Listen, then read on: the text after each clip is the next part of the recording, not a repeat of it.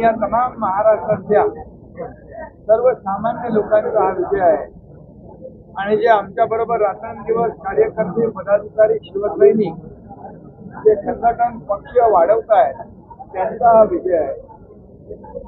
त्यामुळे मी सगळ्यांना धन्यवाद देतो की या विजयामध्ये अतिशय मोठ्या उत्साहामध्ये सगळे सहभागी झालेले आहेत आणि एकीकडे एक लोकशाहीचा विजय आहे खरं म्हणजे, आणि दुसरीकडे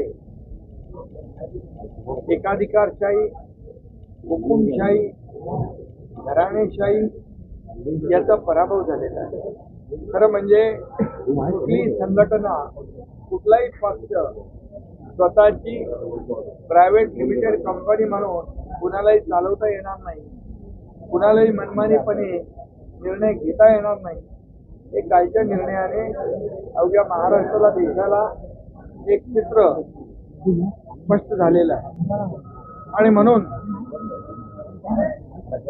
ज्या लोकांनी ते सुरुवातीपासून माझं म्हणणं एकच होतं की ती काही केस आहे ती मेरिट प्रमाणे निकाल त्याचा लागावा आणि मेरिट प्रमाणे लोकशाहीमध्ये बहुमताला महत्व असतं, मेजॉरिटीला महत्व असतं आणि विधानसभेमध्ये देखील आमच्याकडे बहुमत आहे, लोकसभेत देखील आमच्याकडे बहुमत आहे, त्याचबरोबर संघटन पातळीवर देखील आमच्याकडे बहुमत आहे हे सिद्ध झालं आणि म्हणून या कालच्या आपल्या प्रकरणामध्ये अध्यक्ष महोदयांनी निकाल दिला।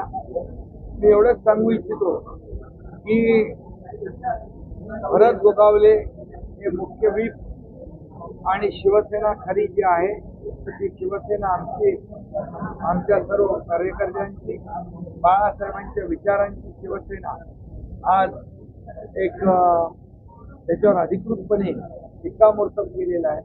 खरी शिवसेना, अधिकृत शिवसेना आमची अशी मान्यता दिली। व्हीप जो आहे भरत गोगावले यांना मान्यता दिली आणि जे भरत गोगावले यांनी जे पिटिशन फाईल केलं होतं समोरच्या पक्षाच्या आमदारांच्या डिस्क्वालिफिकेशनचं, ते मात्र डिसमिस केलं।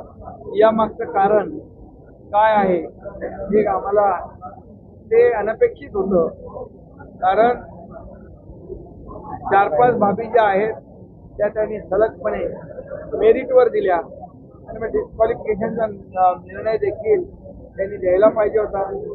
या समोरच्या पक्षाकडून वारंवार होणारी बदनामी, आरोप प्रत्यारोप, मॅच फिक्सिंगचे आरोप, मॅनेज झाल्याचे आरोप, अशा प्रकारचा काही दबाव आल्यामुळे किंवा कसे हा जो निकाल दिलेला आहे समोरच्या विपक्षाच्या आमदारांच्या डिस्क्वालिफिकेशनच्या बाबतीमध्ये आम्ही देखील लीगल टीम बरोबर चर्चा करू आणि चर्चा करून आम्ही पुढचा निर्णय सांगत होतो।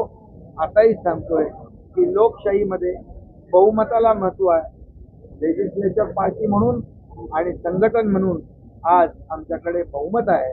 त्यामुळे या बहुमत असल्यामुळे काल अध्यक्षांनी मेरिटवर निकाल दिलेला आहे, परंतु अध्यक्षांवर एक ते घटनात्मक दर्जाचं पद आहे।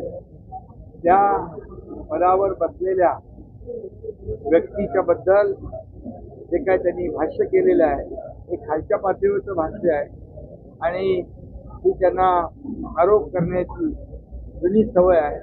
त्यामुळे त्यांच्या आरोपांना उत्तर मी देत बसणार नाही, परंतु एवढंच सांगतो की या महाराष्ट्रातली जनता सुज्ञ आहे।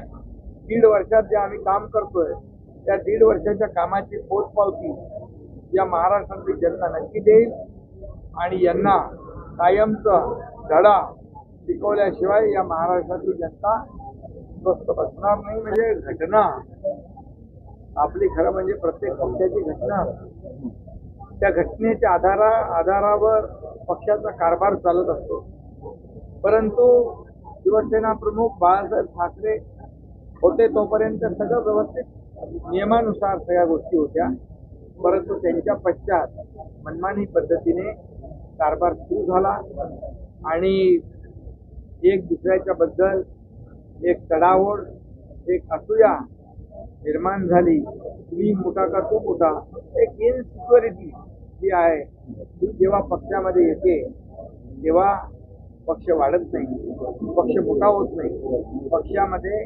कार्यकर्त्यांना बळ द्यावं लागतं तेव्हाच पक्ष मोठा होतो. एकट्या प्रमुखाने मोठा होऊन पक्ष मोठा होत नाही.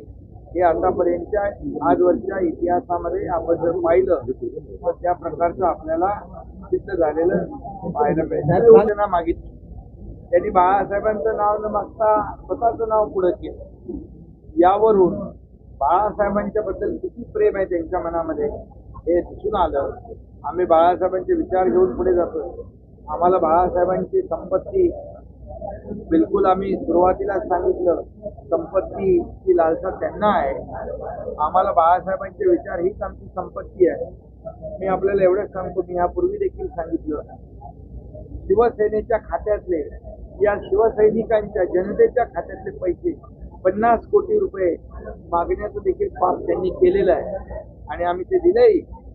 त्यांना बाळासाहेबांच्या विचाराची काही देणं घेणं नाही, बाळासाहेबांच्या भूमिकेशी त्यांना काही देणं घेणं नाही. त्यांना फक्त पैशाची देणं घेणं आहे.